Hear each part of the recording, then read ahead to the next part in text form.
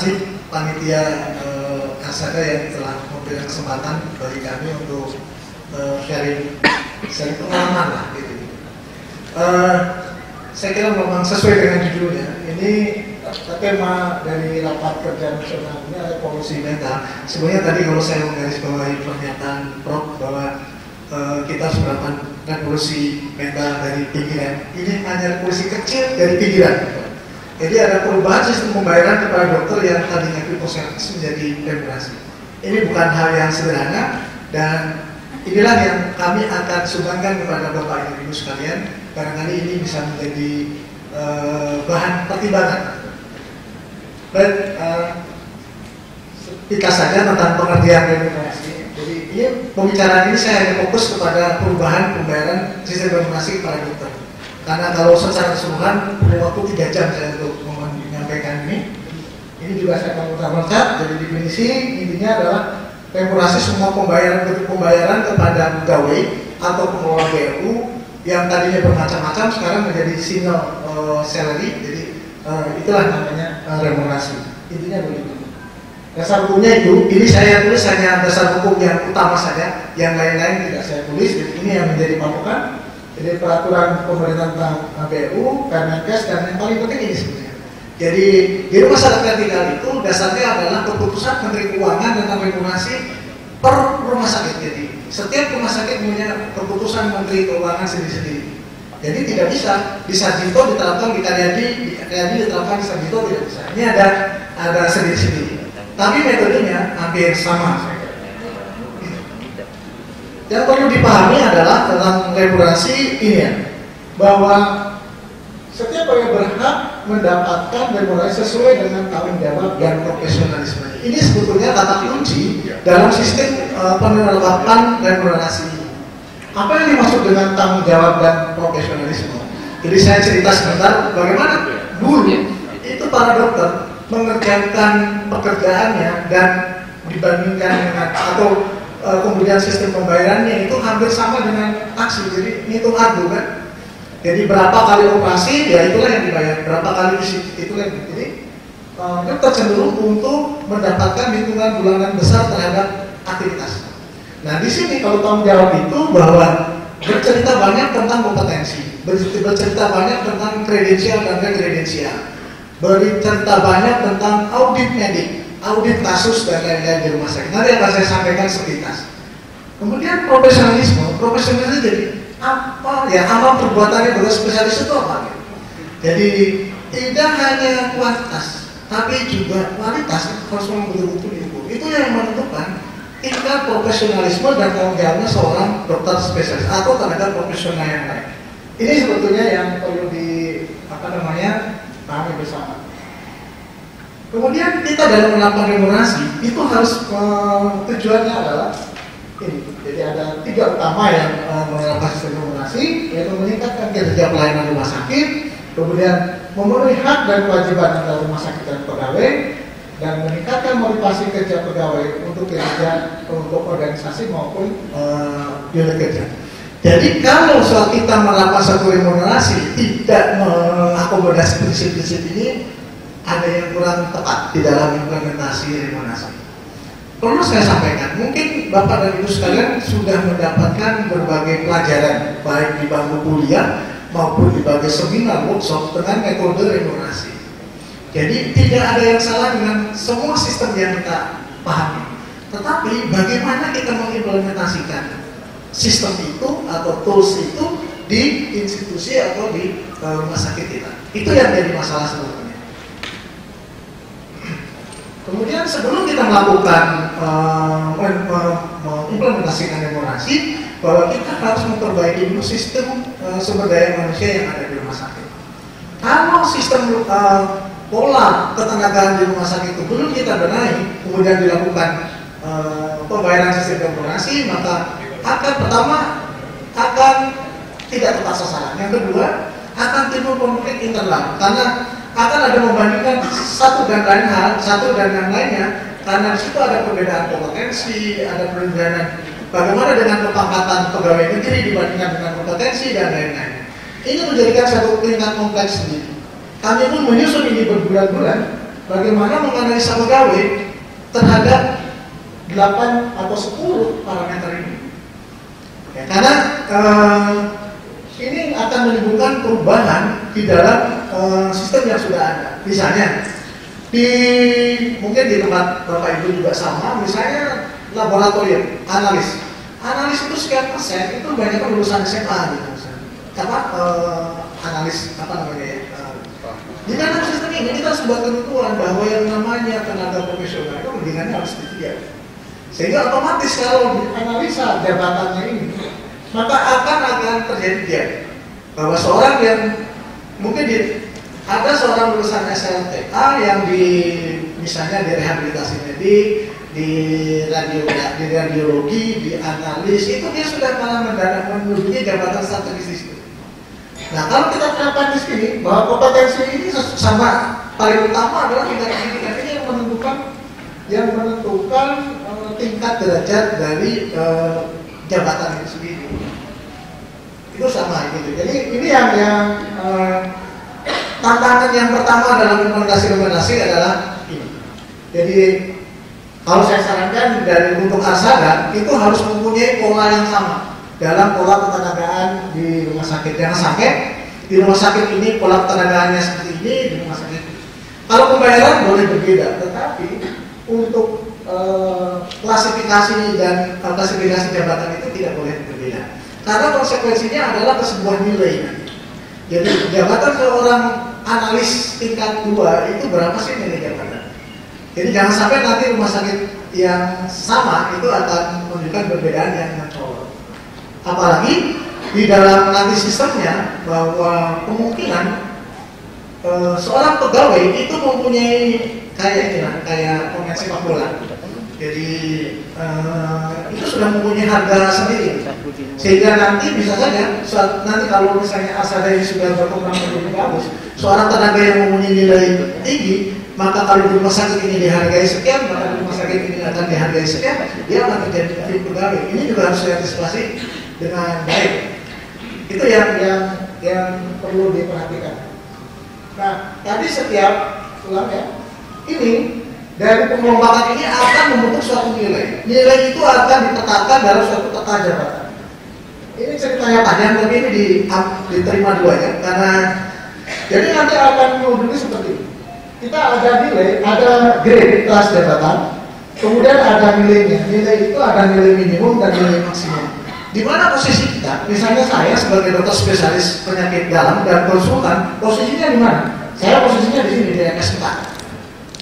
Jadi saya MS4 itu saya punya nilai sekitar 7.500. Gitu. Jadi 7.500 itu nanti tergantung dari rumah sakit. Jadi 7.500 tinggal hitung berapa sih kemampuan rumah sakit akan membayar.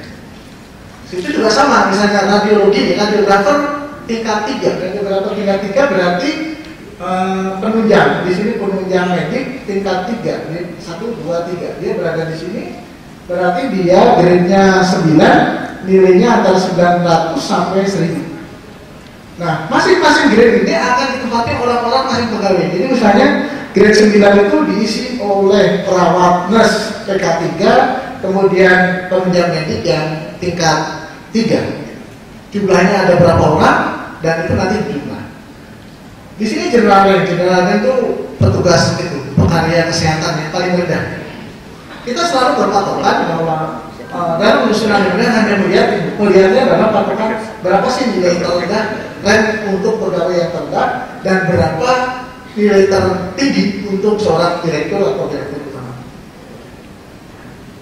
Ini diterima saja dulu, nanti karena ini satu sesi sendiri pengajuan itu. Yang perlu diperhatikan, nanti mungkin Arsada beda lagi, bisa.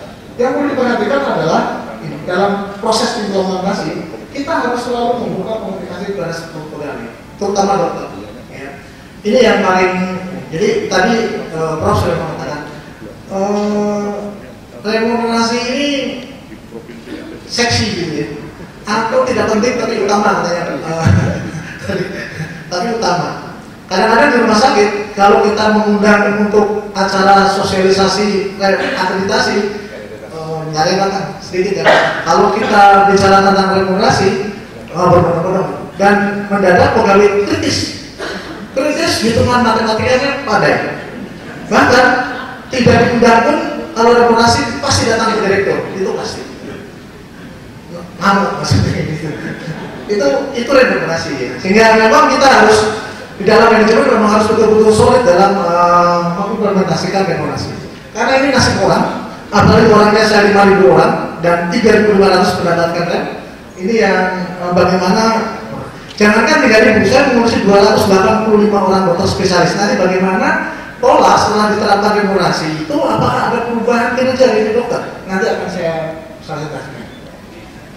Kemudian kita tentunya ini ya, ini kunci-kuncinya, tidak ada penurunan penerimaan pegawai selama penilaian kinerjanya baik. Jadi sebelum langsung sudah reformasi, kita harus membandingkan. Misalnya seorang dokter sebelumnya dia melakukan 10 kali operasi, itu menerima misalnya 1 juta.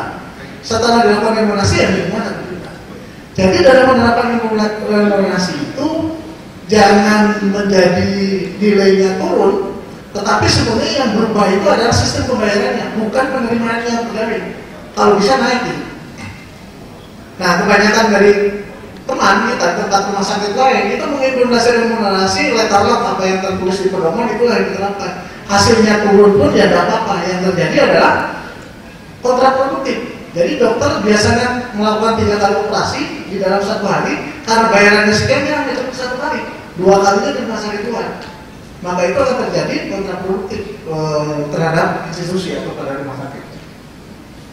Ini yang saya katakan, ini yang saya katakan revolusi kecil yang berasal dari rumah sakit karya kecil. Itu revolusinya adalah apa? Sistem pembayaran. Jadi dokter itu yang dulu itu kan berdasarkan jasa medis, itu jasa medis 2013. Kami sebelum melaksanakan remunerasi sudah tidak ada lagi jasa medis. Kita sudah tidak mengandung lagi jasa medis. Kita sudah berbasis kepada pada awal 2014 berlakulah Inggris bisnis kan, Inggris bisnis. Kita pun sudah membuat suatu sistem tidak berdasarkan jasa medis, tidak ada lagi jasa medis. Jadi kita sudah membuat suatu tool sendiri bagaimana pemberian jasa pelayanan berbasis jasa medis itu sangat berbeda, gitu ya. Nah kemudian pada saat dilakukan remunerasi itu tidak kaget. Jadi sebetulnya antara ini dokter itu menerimanya tidak banyak berbeda. Tetapi yang berbeda repot itu direkturnya dan stafnya, karena dia harus merubah sistem, harus merubah, harus akuntabel betul. Nah buktinya nanti saya akan buktikan di dalam slide berikutnya. Besaran reformasi bagaimana? Reformasi itu yang bersumber dari PNBP tidak melebihi 40%. Jadi kalau misalnya 100 juta, kita siapkan 40 juta untuk rem. Jadi kalau tanya dari mana 40% ini, kita tuangkan dalam plan itu tidak ada. Jadi ini sebetulnya saya tanya ke Kementerian Keuangan, dari mana hitungnya? Jadi ini tidak ada patokan 40% itu. Tetapi ini sebetulnya suatu best practice yang kita terapkan dalam suatu organisasi, bahwa pembiayaan SDM sebaiknya tidak lebih dari 40%. Kalau lebih dari 40% itu berakibat mutu dan pelayanan akan terganggu. Sehingga di lingkungan Kementerian Kesehatan untuk rumah sakit yang membayar pegawainya lebih dari 40% itu harus izin dulu kepada dirjen, ya, menggunakan misalnya lebih dari 40%. Unsur-unsur pembayaran di dalam reformasi di rumah sakit vertikal itu terdiri dari 3 komponen. Yang pertama people position, itu berupa gaji. Gaji itu ada 2, gaji dari rupiah ini PNS, ada gaji dari PNBP, dari DPR. Kemudian people performance, ini berupa insentif. Insentif itu berupa kinerja kuantitas dan kinerja kualitas. Kemudian people itu berupa asuransi, dana pensiun dan lain-lain. Nah, ini kita cerita lama bahwa kita ini kan terutama dokter, kita cerita dokter. Ini kan ada sistem pembagian jasa pelayanan di rumah sakit, bagaimana kemudian ada sistem jenis pelayanan di rumah sakit, jasa pelayanan pasien asuransi, ada jasa pelayanan pasien BPJS, ya, ada pelayanan pasien umum atau asuransi lain dan macam-macam. Itu dikumpulkan, ini akan dibentuk menjadi satu. Jadi berapa yang akan terima hanya satu kali pembayaran. Jadi ini mungkin yang ada di rumah sakit Karyadi itu sebelumnya hampir 20 macam atau nomenklatur pembayaran ke karyawan. Ada THR, ada uang kematian, uang sekolah, macam-macam. Itu nih. Nah ini kelompokkan, kemudian kita bagi menjadi 3. Jadi 3 ini sampai THR pun tidak ada di mas kita ini. Namanya tidak ada, cuma ganti nama aja. Ya, kita hanya di itu aja kita bikin. Yang penting kan pasien. Oh iya, yang tidak perlu ya bahwa karyawan itu selalu membandingkan antara bulan dan bulan, per bulan penerimaan. Jadi usahakan untuk membandingkan itu jadi per tahun, penerimaan per tahun. Jadi ini perhitungan masing-masing komponen. Jadi ini untuk P1 maksimum 30%, kemudian P2 itu 70%, ya. Itu tergantung pada kinerja individu dan tergantung kinerja unit. Dan P3 itu sebetulnya tidak lebih dari 10%, ini yang baru, ini terlalu besar kalau rekomendasinya. Ini belum saya rubah. Nah, kemudian dari tadi sudah saya terangkan bahwa P1 itu terjadi rumah yang murni dan PNBP ya. Kemudian tipe ini tipe posisi P1 ya. Kemudian cara menghitungnya adalah dihitung dari 30% dari total dana remunerasi yang dikalikan nilai jabatan. Jadi tadi kan tiap orang itu mempunyai nilai jabatan. Kalau misalnya ada 10 pegawai, nilai-nilai jabatan itu dipindah. Kemudian 30% itu untuk menghitung kirnya itu dikalikan dengan indeks kualitas nilai jabatan. Indeks kualitas itu dihitung dari berapa alokasi dana untuk rem dibagi total nilai jabatan. Jadi indeks, satu indeks, penilaian satu indeks. Jadi masing-masing karyawan itu nilai jabatannya dikali indeks rupiahnya nominal. Itulah P1. Kemudian kita untuk pencapaian kinerja individu untuk kurang dari 25% tidak mendapatkan P1. Rangkap jabatan, nah ini tidak menutup kemungkinan dalam satu rumah sakit banyak rangkap jabatan, terutama dokter ya. Dokter nanti ada yang merangkap dari kepala instansi, bahkan ada yang menyangkat dari kepala bidang dan lain-lain. Itu tidak boleh double itu di dalam gajinya. Kalau performanya boleh, jadi keduanya boleh double.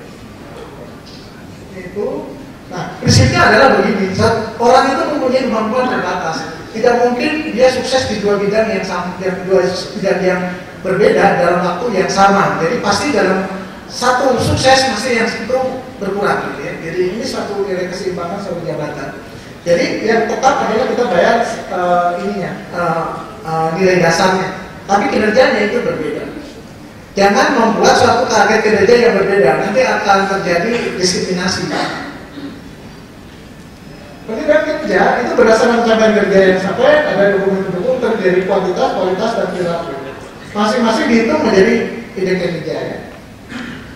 Polanya seperti ini, jadi nilai kuantitas, kualitas, dan perilaku. Ya. Jadi di KTAD ini sudah dilakukan penilaian 360 derajat. Jadi dokter dinilai oleh perawat, perawat dinilai oleh dokter, dokter dinilai oleh pasien, perawat dinilai oleh pasien. Jadi gitu. Jadi setiap pasien pulang itu dimintakan penilaian untuk dokter dan PPJP.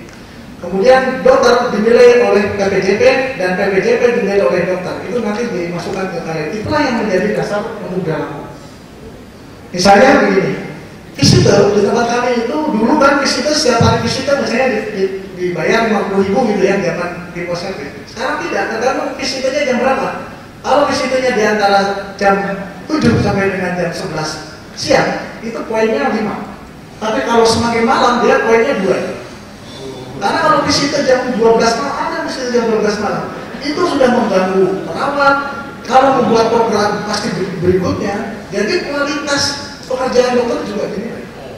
Ini salah satu contohnya. Jadi tidak selalu visitor itu. Gitu. Jadi ini yang salah satu contoh penilaiannya. Termasuk misalnya datang itu tidak masuk ke pasien hanya tanda tangan menulis, itu nilainya 2.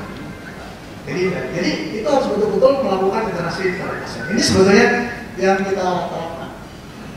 Jadi ada contohnya penilaian kinerja. Ini tolong diklik bisa yang nggak bisa ya. Kalau nggak bisa dibuka ini. Ini yang mas. Nah, Oke. Ini salah satu contoh. Salah satu contoh formulir penilaian kinerja dokter. Ini kebetulan saya ambil dokter bedah. Karena dokter bedah itu paling susah. Tapi indikator untuk rumah sakitnya juga paling banyak, ya, dan sumber dayanya juga paling banyak. Jadi kami memang konsen terhadap dokter bedah. Jadi kita ini nama, ya. Ini ada nama. Mohon maaf kalau tidak kelihatan dari luar, dan slide ini bisa tapi mohon maaf ini ada kesalahan, ada namanya ya. Ini tolong diabaikan aja namanya. Jadi ini ada ini ya, ada nilai semua. Jadi di atas itu ada kuantitatif, ya, ada nilai kuantitatif yang di sini ada kuantitatif, ada kualitatif. Kualitatif itu kita berdasarkan indikator kinerja. Jadi ada indikator gini. Ini kebetulan dokter bedah anak ya.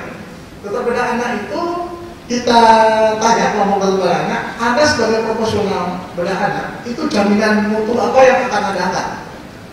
Misalnya saya akan pokoknya angka infeksi atau misalnya keberhasilan pada kolostomi itu 95%. Oh, ditulis.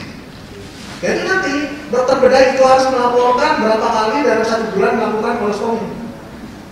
Nanti outputnya kita ukur. Outputnya itu bagaimana? Apa terjadi infeksi atau tidak? Kalau infeksi kan nanti ada laporan dari tim PPI. Keberhasilan itu bagaimana dia cara pulang, ada kan? Cara pulang dinilai, misalnya pulang paksa, perbaikan, atau meninggal, itu ada dinilai. Dan mereka ini akan menilai keberhasilan dari tindakan operasi. Kemudian ortopedi misalnya akan operasi di tulang belakang, memperbaiki tulang belakang. Pasiennya hemiparesis dengan kekuatan 4 misalnya, dengan skala nyeri di atas 7. Jadi kita tanya, apa parameter klinik apa yang Anda harapkan setelah melakukan operasi?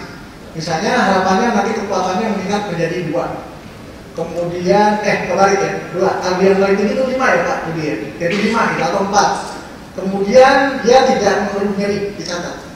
Nah nanti kita evaluasi mau pulang. Nah nanti kita akan memiliki evidence based lokal gitu ya.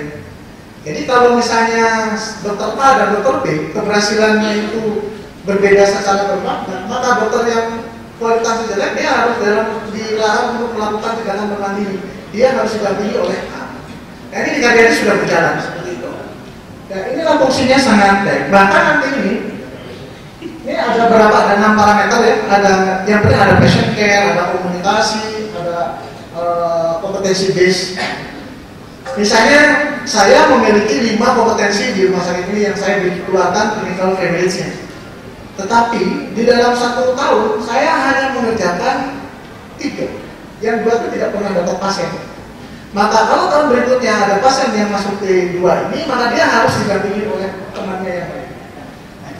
Ini sebetulnya sistem penilaian kinerja profesional tenaga medis. Jadi ini yang nah nanti ini akan dibuat suatu IT-nya sehingga nanti ini ada nilai kuantitatif dan nilai kualitatif. Nanti dokter itu akan bisa melihat di gadgetnya dia. Saya ini tanggal 15 kinerja saya sudah berapa persen? Misalnya tanggal 15 sudah 100% lebih. Maka dokter itu boleh memberikan cuti. Boleh cuti. Ya, gitu. Jadi bahkan kita ada dokter yang selama 1 tahun tidak pernah melakukan cuti, itu kita anjurkan untuk cuti. Jadi karena bahkan kita sudah dalam tahun ini kita membuat suatu penghargaan untuk dokter-dokter yang mempunyai kinerja tertentu tinggi, maka diberikan kesempatan untuk mengikuti pendidikan berkelanjutan di luar negeri, dibayari oleh rumah sakit. Itu sudah tahun ini sudah mulai. Lanjut, ini dikeluarkan Mas. Dikeluarkan dulu ya.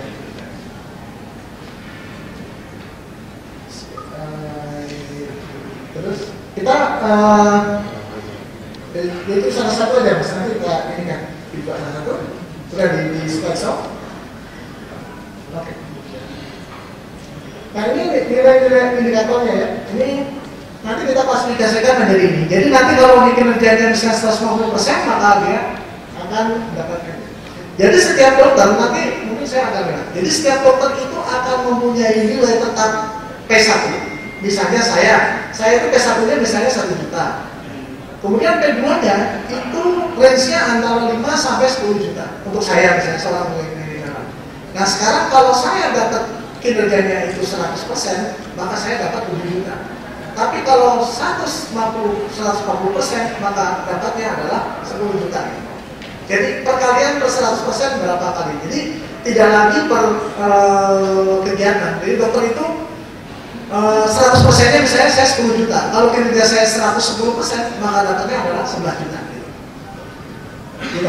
Asal kualitasnya baik. Kalau kualitasnya tidak baik, maka dia akan menjadi pengurang. Setiap item itu 4%. Sehingga kalau totalnya semua total jelek itu 30% pengurangnya. Jadi maksimal 70% saja ya. Jadi kalau ada dokter melakukan operasi tapi dia mempunyai dapat peringatan keras karena misalnya salah operasi gitu, ya maksimal dapat 70%. Walaupun kinerjanya 100%. Itu maksimal. Jadi kita bisa menyusun sampai dengan pembayaran 13 kali. Ya, jadi 13 kalinya bisa 13 kali. Kita tidak ada THR, tidak apa, nah ini dibayarkannya pada saat mau lebaran 13 kali. Jadi kan tidak ada lagi nomenklatur pemberian THR pada pegawai itu sudah tidak ada. Dulu ada tunjangan pendidikan, sekarang tidak ada, jadi satu di sini.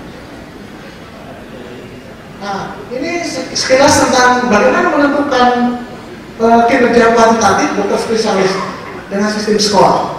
Karena kan harus terukur, dokter itu bagaimana diukur. Nah, prinsip sistem ini adalah memberikan nilai kuantitatif dari aktivitas klinik dokter. Kemudian nilai itu harus dapat divalidasi.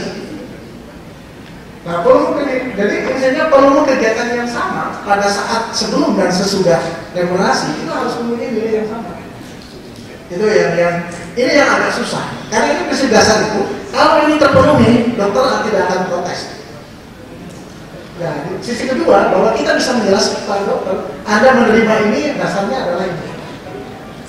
Nah, caranya ini tahap-tahapannya. Yang boleh ditiru adalah tahap-tahapannya. Kalau sistemnya tidak perlu ditiru, mungkin Bapak Ibu bisa lebih baik. Tahap-tahapannya seperti ini. Intinya adalah kita menghitung data rata-rata kuantitatif, nilai kuantitatif dokter A itu di tahun sebelumnya. Jadi kita kemudian kita buat scoring. Itu scoring itu biasa pakai sistem membuat skor biasa, pembobotan. Kemudian bobot itu, skor itu kita terapkan ke sistem informasi yang akan kita terapkan. Kita bandingkan lebih kecil atau lebih besar. Gitu. Kalau lebih kecil, maka kita harus melakukan perlakuan khusus.